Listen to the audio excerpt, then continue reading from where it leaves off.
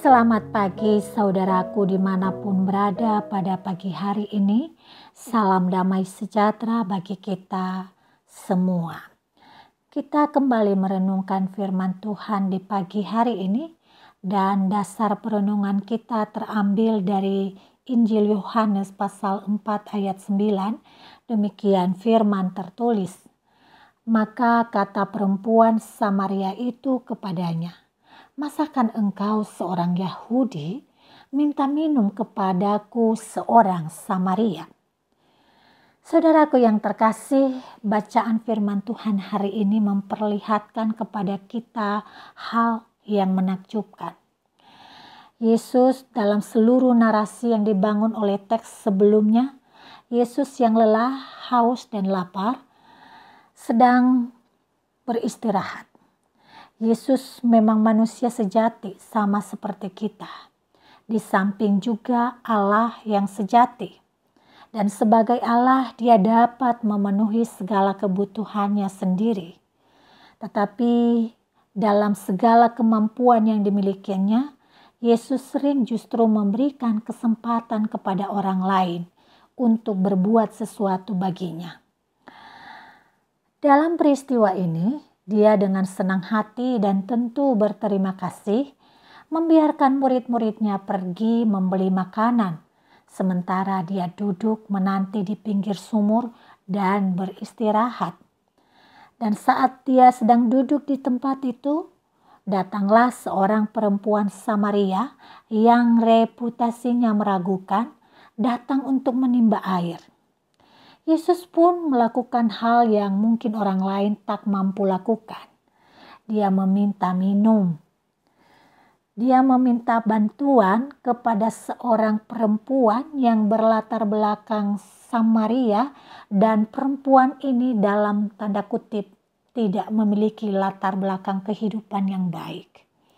Dalam kondisinya yang adalah perempuan dan dari Samaria, suku Samaria, dan perempuan yang tidak baik-baik, bisa dikatakan perempuan ini mengalami tiga hal yang membuat dia dapat disingkirkan oleh orang sezamannya. Perempuan Samaria ini bisa disebut sebagai triple minority karena dia perempuan yang tidak dianggap di zamannya dan lebih dikedepankan dominasi laki-laki. Dia perempuan yang berasal dari suku Samaria yang artinya dia tidak dihargai sebagai orang Yahudi tulen, dan dia perempuan yang memiliki kehidupan yang kurang baik dalam hubungan dan relasinya dengan laki-laki di zamannya. Saudaraku yang terkasih, yang menakjubkan justru Yesus meminta bantu dan memberi kesempatan bagi perempuan yang triple minority ini untuk menolong dia. Ada pelajaran penting yang kita bisa petik melalui kisah perjumpaan Yesus dan perempuan ini. Kita menyaksikan kehidupan Yesus yang berbesar hati, terbuka menerima pertolongan dari pihak lain. Saudara, kalau ditanya manakah yang lebih mudah, berada dalam posisi sebagai pemberi atau berada dalam posisi sebagai penerima? Pada umumnya orang berpikir bahwa posisi yang menerima jauh lebih mudah. Namun saudara, dalam kenyataannya tidaklah demikian. Bagi kita yang terbiasa dengan kehidupan yang serba cukup, serba mewah, biasanya kita sungkan dan seolah berada dalam posisi yang kecil ketika kita menerima pertolongan orang lain. Kita tidak membiarkan orang lain berbuat sesuatu bagi kita. Kita menolak sahabat berbuat.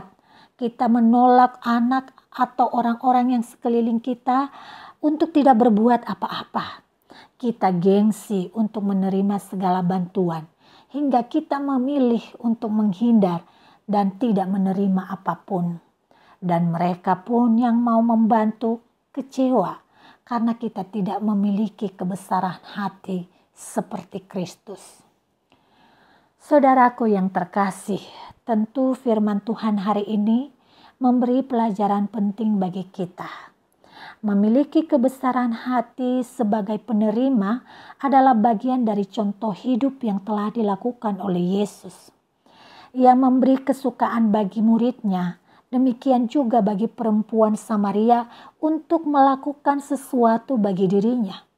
Menerima bantuan dari mereka yang membantu dalam hal sekecil apapun, sekaligus kita sedang memberikan ruang apresiasi bagi mereka, agar mereka terus berjuang untuk melakukan dan menerapkan firman Tuhan. Memang kita telah membaca firman yang berkata, lebih baik memberi daripada menerima.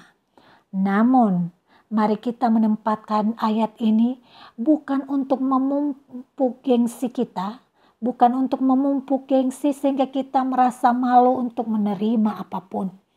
Ayat itu tidak mengindikasikan bahwa kita harus menjadi pemberi untuk selamanya. Ayat itu bertujuan untuk mengarahkan semua orang agar saling memperhatikan satu dengan yang lain. Karena dengan memberi ruang bagi orang lain berbuat baik, mereka pun mengalami sukacita. Marilah kita belajar dari Tuhan Yesus sendiri untuk memiliki kebesaran hati sebagai penerima dan memiliki keberanian untuk menjadi seorang pemberi. Tuhan Yesus memberkati kita semua.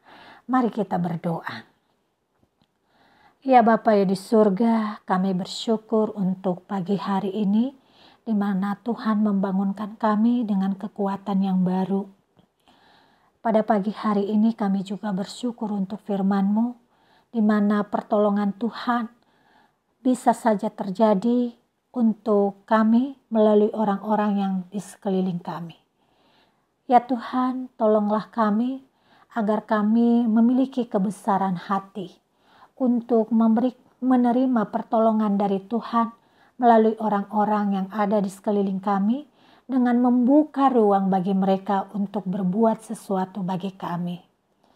Ya Bapa, jauhkan kesombongan hati bagi kami sehingga kami merasa kecil ketika kami menerima pertolongan.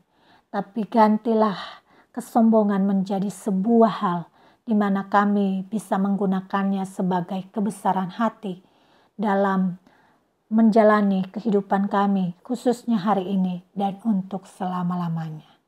Ya Bapa, berkatilah kami di sepanjang hari ini melalui cara yang begitu kaya dari-Mu, termasuk ketika kami ditolong oleh Tuhan melalui orang-orang yang ada di sekeliling kami. Karena itu, tuntunlah pengertian kami dan bukakanlah hati kami. Di dalam nama Yesus Kristus kami memohon dengan sungguh. Amin.